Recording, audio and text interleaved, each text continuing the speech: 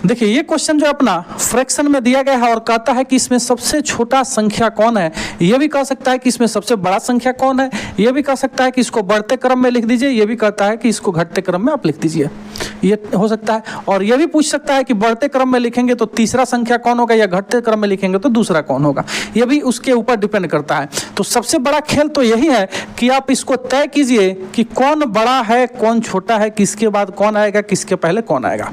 तो फ्रैक्शन में तो 2/7 लिखा हुआ है, अगला संख्या लिखा हुआ है 3/7, यहाँ लिखा हुआ है 4/7, यहाँ लिखा हुआ है 1/7।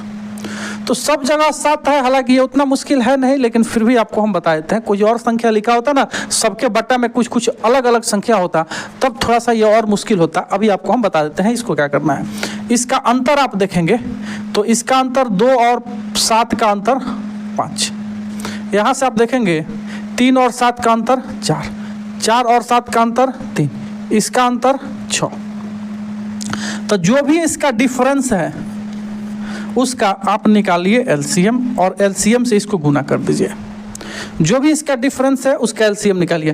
5, 4, 3 और 6, तो 5, 4, 3 और 6 का एलसीएम निकालिए। 5, 2 दूनी 4, तिहाई ये हो गया, 5 दूनी 10 तिहाई, ये देख लीजिए 2 दूनी 4, 12 25 60। अब 60 से क्या कीजिए आप इसको 60 बनाइए, तो 5 में कितना से गुना करेंगे तो 60 होगा, तो 12, तो इस संख्या में 12 से गुना कर दीजिए। 4 में किस संख्या से गुना करेंगे तो 60 होगा, तो 15 से, तो इस संख्या को 15 से गुना कीजिए।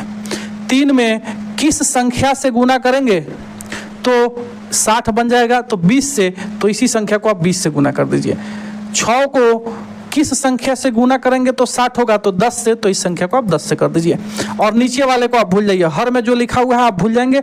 हमेशा क्या कीजिए आप, यहाँ देखिए 12 25 60, 12 25 60, 12 25 60। हमने क्या किया कि संख्याओं के बीच के गैप को बराबर कर दिया, बस यही काम करना है। जैसे ही आप इसके गैप को बराबर करते हैं नीचे वाली संख्या को भूल जाएंगे कि यहाँ कुछ लिखा हुआ है, ये आपको ध्यान नहीं देना है।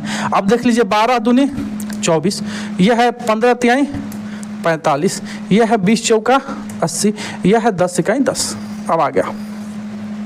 अब आपको इसमें कहा जाए कि सबसे बड़ा कौन है सबसे छोटा कौन है, बढ़ते क्रम घटते क्रम जो कहा जाए आप निकाल सकते हैं। तो इसको हम इस फॉर्मेट में लेके आ गए। अब यहाँ से आप निकाल लीजिए सबसे छोटी भिन्न पूछा गया है, तो सबसे छोटा वही है जो यहाँ पर सबसे छोटा है। तो सबसे छोटा कौन है 1/7 यानी 10 है, तो 10 किसके लिए आया है 10 आया है 1/7 के लिए, तो 1/7 अपने सवाल का इसका उत्तर हो जाएगा।